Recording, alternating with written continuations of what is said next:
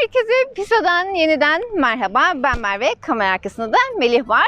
Como'dan nereye geçtik? Pisa şehrine geçtik. Pisa şehri Floransa'ya 50 dakika, 1 saat kadar uzaklıkta bir şehir. Küçük bir şehir. 100 bin kadar nüfusu var. Pisa Kulesi ile meşhur. Şu anda biz de şehrin ana meydanındayız. Pisa Kulesi'ne doğru gideceğiz. Ama Pisa Kulesi'ne giderken tabii ki de şehirde görülmesi gereken diğer yerleri de gezmeyi unutmayacağız. Şu anda arkamdaki bu heykel yine Milano'da gördüğünüz adam vardı ya, Vittorio Emanuele II. Birleşik İtalya Krallığı'nın ilk kralıymış, o yüzden önemliymiş.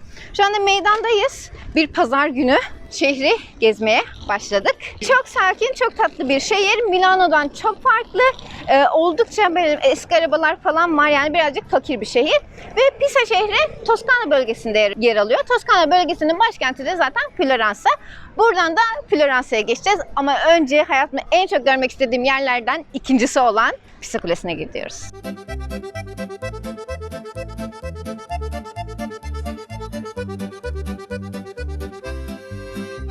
Meydandan çıkar çıkmaz Corso Italia Caddesi var. Bu cadde böyle kafeleri, restoranları ve alışveriş dükkanlarıyla ünlü bir yer.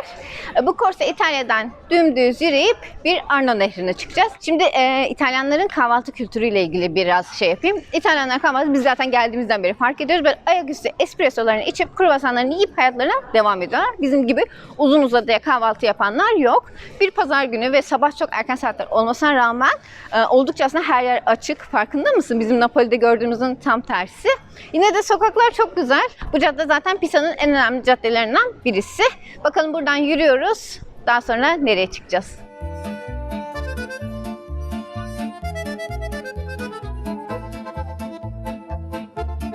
Şu anda Pisa şehrini ikiye ayıran Arno Nehri üzerindeyiz. Bu Arno Nehri aynı zamanda Floransa'da da var. Bu Alplerin, dağların eteklerinden gelip böyle Tren Denizi'ne kadar uzanan bir nehirmiş. Bayağı genişliği de var aslında ve zaman zaman da yani tarih boyunca da Pisa şehrini ve Floransa şehrini sular altında bırakan, taşan nehirlerden bir tanesi. Üzerinde bulunduğumuz köprü de Ponte di Mezzo. Burası da bir yaya köprüsü. Burası da oldukça geniş bir köprü. Buradan da böyle Arno Nehri üzerinden yürürken Pisa Kulesi'ne doğru gideceğiz. Yani şehrin kuzeyine doğru gideceğiz. Aynı zamanda böyle eski evlerin, turuncu, sarı, kırmızı renkli evlerin böyle güzel fotoğraflarını yakalayabileceğiniz bir köprü burası.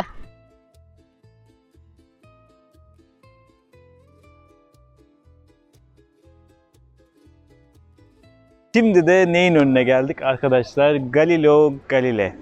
Yani aslında bu Pisa şehrinin en önemli kişilerinden bir tanesi. Burada doğmuş, burada vaftiz olmuş. Aynı zamanda Pisa Üniversitesi'nin efsanevi matematik bölümü dekanı. Aynı zamanda mükemmel bir gökbilimci, sorgulayıcı ve tarihte aslında dine karşı, yani dinin baskısına ve muhafazakarlığa karşı bilimi öne çıkartan sembol isimlerden bir tanesi. Şimdi Galilei'nin aslında en önemli özelliği dünyanın döndüğünü ispatlaması diye geçiyor ama dünyanın döndüğünü ispatlaması değil aslında. Şöyle ki Galilei ilk defa teleskop buluyor. Teleskop dediğimizde günümüzün aslında bir dürbünü gibi bir şey. Sadece uzağa yakın edebilen bir şey.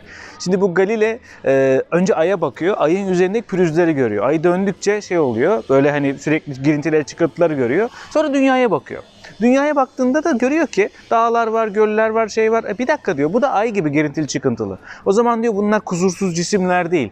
Ve diyor bunlar dönüyor. Ve o dönemin bir kardinali var. Kardinaliyle kavga ediyorlar, tartışıyorlar. Tartışmalarda da yazıyor, diyor ki bu diyor dünya diyor dönüyor diyor. Dünya diyor merkezde değil. Çünkü o dönemde kilise diyor ki tüm gezegenler dünyanın etrafında dönen cisimlerdir diyor. Ama Galilei diyor ki hayır.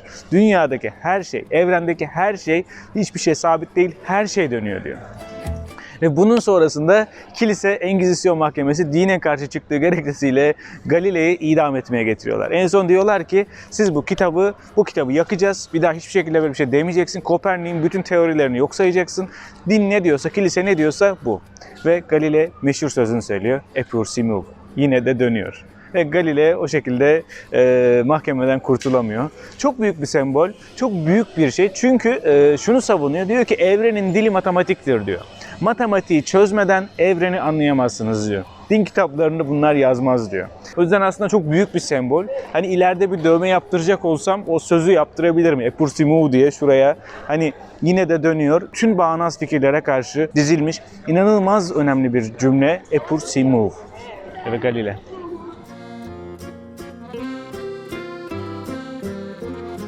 Ünlü Pisa Kulesi'ne geldik ve bulunduğumuz meydanda Mucizeler Meydanı olarak geçiyor. Bu meydanda Pisa Katedrali, ondan sonra Pisa Vaftizhanesi ve Pisa Kulesi bulunuyor. Biz şu anda katedralin ve Pisa Kulesi'nin önündeyiz. Arka tarafta da vaftizhane var. Oraya doğru da dolaşacağız. Yalnız bir şey söyleyeceğim. Bütün turistler burada.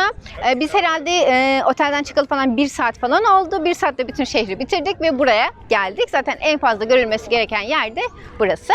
Şimdi katedral 11. yüzyılda yapılmış. Mimar demiş ki bu katedralin eşi benzeri yok demiş ve gerçekten de eşi benzeri olmayan büyüklükte çok güzel bir katedral.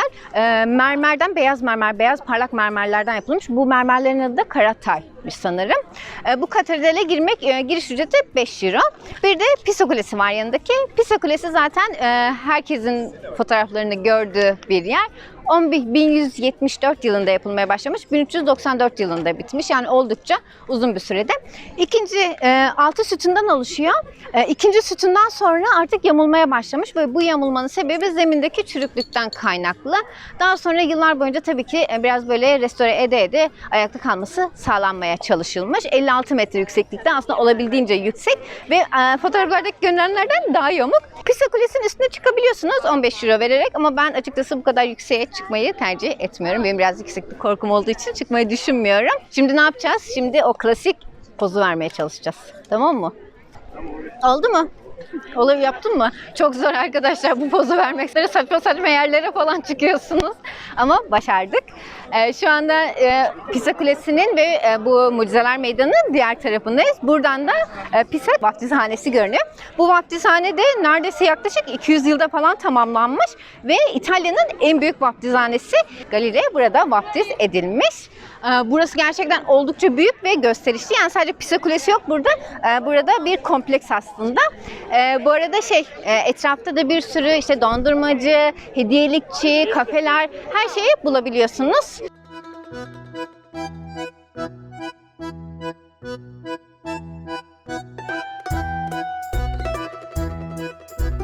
Pisa'da gezilip görülmesi gereken yerlerin en sonuncusundayız artık. Burası Şövalyeler Meydanı. Arkamda görmüş olduğunuz bina eskiden belediye binasıymış. Ama daha sonra burayı aldıklarında, yani Pisa şehrini Floransa'ya bağladıklarında burayı Pisa Üniversitesi'nin bir bölümü olarak geçiyor. Bu meydanın şurada bir şey var, kilise var önemli olarak görülmesi gereken. Ama benim anlatmak istediğim yer başka. Şu arkamda görmüş olduğunuz bina eskiden hapishane olarak kullanılan ama şu anda günümüzde de üniversitenin kütüphanesi. Hapishane olarak kullanıldığı zamanlarda belediye başkanı ve 4 oğlu buraya atılmış. Anahtarları da Arno Nehri'nin içine atılmış. Belediye başkanı oğulları açlıktan ölmeye terk edilmişler. Birbirlerini yediklerine dair bir rivayet var. Oldukça kötü ve mide bulandırıcı bir şey. Pisa'da görülmesi gereken yerler bu kadardı. Umarım videomuzu beğenmişsinizdir. Buradan Floransa'ya geçiyoruz. Floransa'yı merak edenler Floransa videomuza gidebilirler. Bir sonraki videoda görüşmek üzere. Hoşça kalın.